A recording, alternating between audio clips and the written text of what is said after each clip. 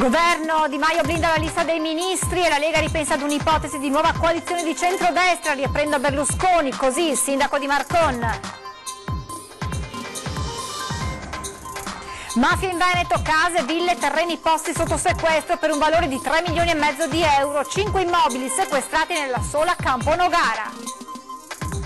Bolle locali elettrici in via Piave a Mestre, setaccio dai carabinieri del NAS e della polizia locale, al vaglio igiene e tracciabilità dei prodotti, sanzioni per quasi 130.000 euro. Degrado a Mestre, continua il nostro reportage dal quartiere Pertini dove la gente rischia la vita a causa di una staccionata erosa dal tempo e dalla mancata manutenzione. Borsa abbandonata vicino ad un cestino davanti a Palazzo Ducale a Venezia, in piazza San Marco scatta l'allarme terrorismo. Lunghi minuti di paura e disorientamento a Marghera, alle 11:30 il segnale di inizio allarme con le sirene che suonano 3 volte, ma per fortuna si è trattato solo di una prova. Basket, semifinale scudetto, l'Umana Reyer sconfitta in gara 3, Trento si porta avanti nella serie, ora i ragazzi di coach Del Raffaele puntano tutto su gara 4, in programma domani. I titoli dell'edizione veneziana dei telegiornali di Antenna 3, buonasera e ben ritrovati. In primo piano dunque quanto sta accadendo in queste ultime ore, in questi ultimi minuti a Roma per la formazione del nuovo governo, con le dichiarazioni territoriali della Lega, con il primo cittadino di Marcon, Matteo Romanello, che anticipa le ultime indicazioni giunte da via Bellerio, e cioè ricomporre la coalizione di centro-destra, e in questo caso si tornerebbe a nuove elezioni. La fotografia di Mattarella per adesso rimane, condivido la decisione, le considerazioni di Matteo Salvini di non farsi prendere dalla rabbia. Parole del sindaco leghista di Marcon, che se rimanda, è proprio il caso di dire, a settembre il capo dello Stato, si attiene dall'altra parte alle soluzioni dettate di ora in ora da via Bellerio. Attendiamo riscontri nei prossimi giorni, ma ovviamente, come ben potete capire, la situazione è calda. La situazione è calda e variabile ora per ora in questo caso. Il leader del Carroccio, Salvini, ha detto no al Movimento 5 Stelle al momento. Sembrerebbe, queste sono quello che percepiamo anche noi a livello territoriale, si voglia ricomporre il centrodestra, quella coalizione che ci ha portato ad avere il 37% alle ultime elezioni. Il grosso interrogativo rimane sulla data delle elezioni, o cerchiamo di capire proprio in queste ore se effettivamente ci potrà essere un governo, magari anche a tempo determinato, insomma, per la costituzione di quella che secondo me è una priorità per il Paese, quale una nuova legge elettorale che ci porti al voto il prima possibile. Sembra dunque avanzare sempre più la possibilità la Lega riparta da Berlusconi in vista di nuove elezioni, ma è ancora tutto a livello di ipotesi. L'unica certezza: nel weekend ormai prossimo non ci saranno i paventati cortei, bensì i più tiepidi banchetti. Per quanto riguarda la Lega Nord, saremo in piazza in molti territori, nel mio caso a Marcon, sia sabato che domenica, per poter ascoltare la gente, per sentire considerazioni e per poter orientarci nella maniera giusta nel proseguo di questa esperienza amministrativa. Vedremo se in questo caso Mattarella ci darà la possibilità di governare. Diverso invece il programma dei grillini. So che il Movimento 5 Stelle invece si sta attrezzando per una manifestazione seppur pacifica su Roma. Questo è quello che mi sento di dire allo stato attuale. La cronaca adesso con i beni sequestrati alla mafia in Veneto, beni illustri pari a oltre 3 milioni di euro tra ville, case e terreni confiscati pure a indiani dediti all'attività di usura. 46 in totale le unità immobiliari sequestrate alla mafia in Veneto, nel dettaglio ben 10 nella sola provincia di Vicenza e in particolare nei comuni di Bassano, Arzignano, Cornedo, Montebello, Valdagno, Cassola. Ben 5 invece le strutture poste sotto sequestro nella sola Campo Nogara, nel veneziano, quindi 3 le confische a Paese e una a Vedelago, entrambe nel Trevigiano. Il resto degli immobili sequestrati a Verona e provincia per un totale di 3,5 milioni di euro e confiscati anche dall'autorità giudiziaria di Venezia, oltre che di Verona, Vicenza, Brindisi e Palermo, solo per citarne alcune. A Vicenza e Verona in particolare confiscati appartamenti e terreni appartenenti a persone di nazionalità indiana coinvolti invece nel traffico di usura e di finanziamenti illeciti di varia natura. E quanto emerso stamane in prefettura a Venezia nel corso del report sulla destinazione dei beni e delle attività confiscati alle mafie, immobili che ora verranno destinati a case da dare ai comuni che in tempi brevi a loro volta le utilizzeranno per scopi sociali, emergenze alloggiative o per attività di servizio.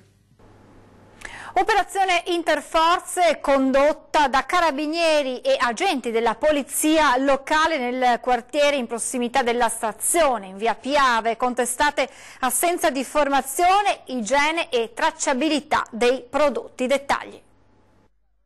Controlli a tappeto nei ristoranti ed esercizi commerciali etnici di via Piave. Nella serata di martedì la polizia locale e i carabinieri di Mestre, supportati dal NAS di Treviso e dal 4° battaglione carabinieri del Veneto, hanno impartito 23 prescrizioni in materia di sicurezza sui luoghi di lavoro a locali del quartiere Piave.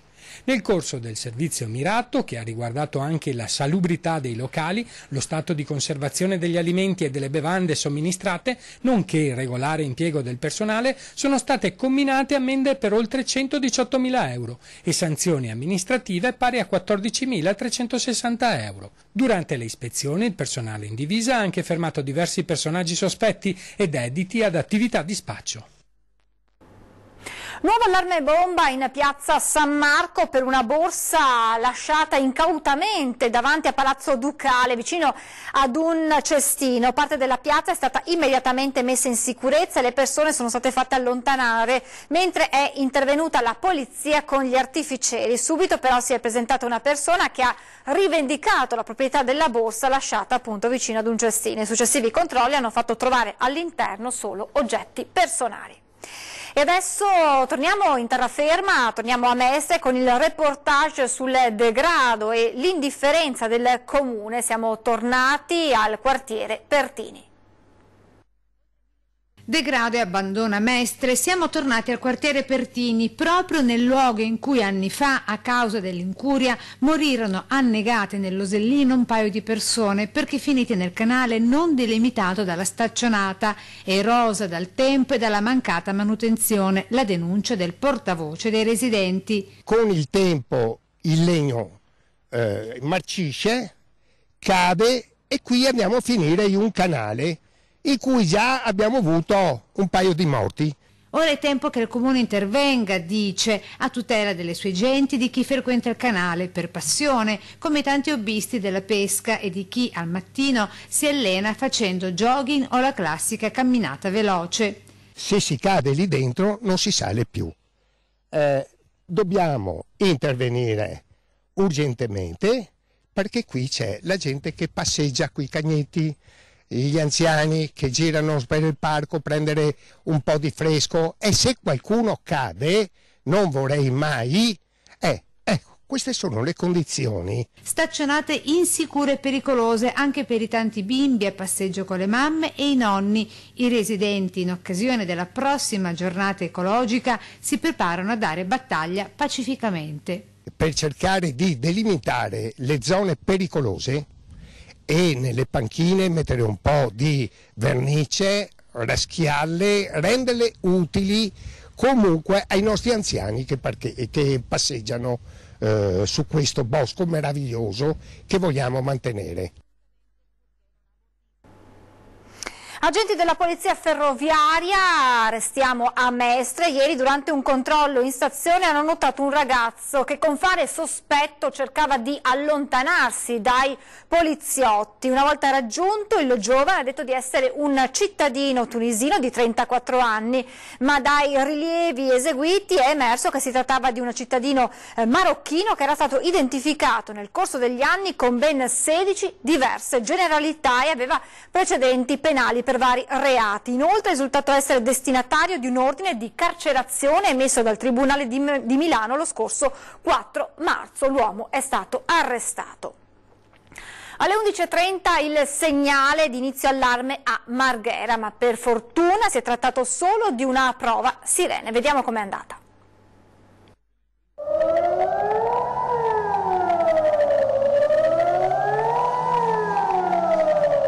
Alle 11.30 il primo segnale di inizio allarme a Marghera.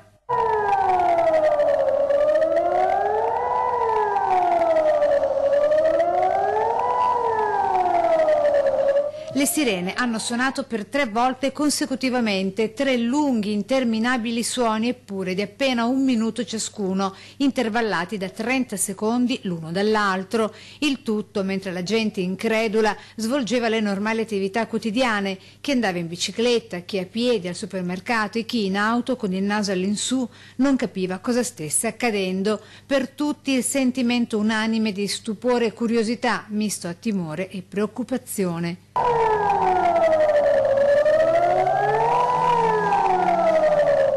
Un suono decisamente inquietante che ha evocato alla mente e agli occhi scenari poco confortanti quando nel 2002 le sirene della Protezione Civile suonarono per l'allarme nube tossica sprigionatasi dallo scoppio di un deposito al petrolchimico. L'ultimo mercoledì del mese di maggio viene testato l'impianto di allertamento acustico per incidente rilevante di origine industriale.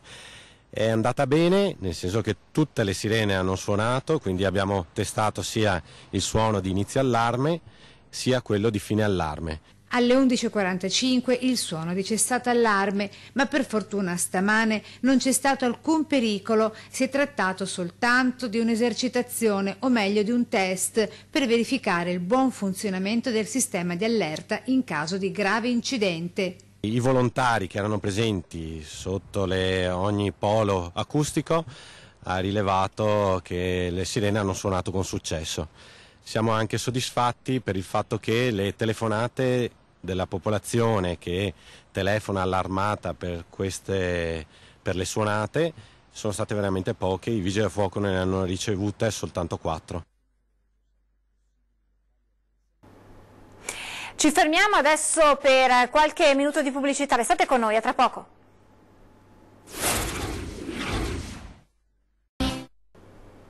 Di nuovo in diretta con l'edizione veneziana dei nostri telegiornali. Domani 31 maggio, giornata mondiale contro il fumo, con l'ULSS 3 Serenissima che diffonde dati allarmanti. Su 1000 fumatori il 12% è colpito da ictus e infarto. Su 1031 infarti registrati in un anno nella ULSS 3 Serenissima, il 12% riguarda i fumatori e non soltanto quelli incalliti. I giovani sono quelli più vulnerabili dall'avere dei danni e quindi malattie cardiovascolari nel medio termine. Soprattutto le giovani, sono state fatte recentemente 2 pubblicazioni in riviste importanti, stiamo parlando di Circulation, British Medical Journal, che avrebbe dimostrato che il fumare una sola sigaretta in una giovane donna la espone 7 volte di più ad una pari età che non fuma. La ULSS 3 capofila in Veneto del programma del trattamento del tabagismo. Si tratta in sintesi di motivare i fumatori a liberarsi dalla dipendenza dalla nicotina. 4 gli ambulatori specialistici nel distretto della Serenissima, al Serte di Mestre ed Olo, annuale all'interno del reparto di cardiologia riabilitativa e al distretto di Chioggia. Iniziativa e dati divulgati in occasione della giornata mondiale senza tabacco. È una giornata importante, noi abbiamo intitolato Uniti contro il fumo per dare l'idea che è una lotta che si deve fare in squadra. Per questo abbiamo invitato qui a Mestre il mondo delle istituzioni, il mondo dell'associazionismo, il mondo dello sport, il mondo sanitario, ma soprattutto il mondo della scuola. All'ospedale All'Angelo con gli studenti anche i campioni della Reyer con il capitano della squadra femminile Deborah Carangelo in qualità di testimonial contro il fumo. Quindi io il consiglio che do a tutti questi ragazzi che vedo qua è non fumate e, come ha detto Roberta, fate sport perché vi divertite sicuramente di più. Smettintempo.it, non un semplice slogan, ma il sito dove fare riferimento per il trattamento del tabagismo, contro il quale l'ospedale All'Angelo mostra una linea sempre più dura anche nei confronti degli stessi medici e dipendenti pizzicati a fumare, nonostante i tanti nuovi cartelli di divieto. Nell'ultimo anno e mezzo abbiamo dato 29 sanzioni, l'ultima questa mattina. Abbiamo un sistema a ronda, ogni ora fino alle 14 esce la guardia giurata. Siamo allo sport con il basket, semifinali scudetto, l'Umana Reyer sconfitta in gara 3, ora punta tutto su gara 4 prevista per domani. A Trento non si passa e l'Aquila stende l'Umana Reyer in gara 3 con i veneziani sconfitti per 63-81.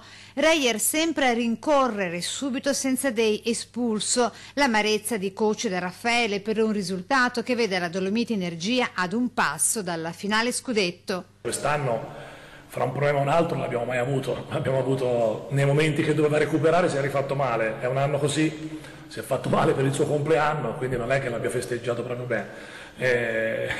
È un giocatore importante che ci dà equilibrio, purtroppo questo è successo, ripeto, in più a quello è mancato Dei, quindi è stata un'aggravante perché sono due giocatori che poi ci ruotano nei tre ruoli, perché vanno dal 3 al 5 tutti, quindi ci è mancata poi tanta rotazione, tant'è vero che sono stato costretto a fare dei quintetti un po' strani, perché comunque tranne Bruno, poi sul 4 facciamo fatica, alla fine ho messo Tonut, ma insomma si trattava proprio di coprire dei buchi. Resettare, parola di coach da Raffaele in vista della gara 4 di giovedì e che nel post partita di gara 3 analizza un incontro decisamente sfortunato. Credo che invece la squadra abbia avuto una grande reazione compattandosi e giocando anche a livello buono, avendo la possibilità in più di un'occasione all'inizio del quarto soprattutto, ma anche fine terzo, di mettere la testa avanti sbagliando dei tiri aperti, cosa che invece dall'altra parte poi è stata brava a convertire Trento, quando noi poi abbiamo avuto anche un po' di stanchezza.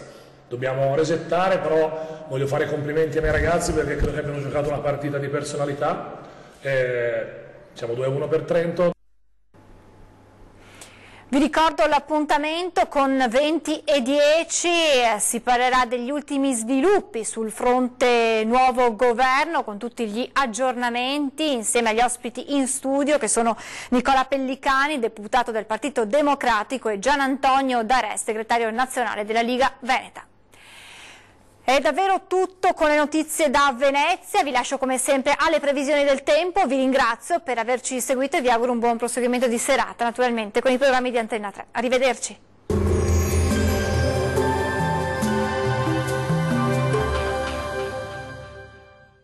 Ben ritrovati al meteo. Il mese di maggio terminerà con un tempo in prevalenza stabile sulle nostre regioni. Vediamo il dettaglio. Sul Veneto sarà buono al mattino con ampio soleggiamento. Dal pomeriggio aumenteranno le nubi anche con qualche temporale associato, specie sui rilievi. In genere asciutto ovunque altrove. Temperature minime comprese tra 16 e 20 gradi. Valori massimi oscillanti invece tra 25 e 28 gradi circa. Non cambia di molto la previsione sul Friuli Venezia Giulia. Per tutto l'arco della giornata sarà bel tempo, con ampio soleggiamento un po' su tutti i settori della nostra regione. In serata lieve peggioramento con qualche piovasco possibile un po' ovunque. Le temperature minime saranno comprese tra 19 e 20 gradi, valori massimi oscillanti invece tra 26 e 29 gradi circa. Uno sguardo infine alla situazione del Trentino Alto Adige, situazione del tutto simile, sarà infatti buono al mattino, poi nelle ore pomeridiane si accenderà l'instabilità con rovesci e temporali sparsi ma piuttosto frequenti, migliorerà ovunque entro la serata. Temperature minime tra 15 e 16 gradi, valori massimi compresi invece tra 27 e 29 gradi. Dal meteo di Antenna 3 per ora è tutto. Arrivederci al prossimo aggiornamento.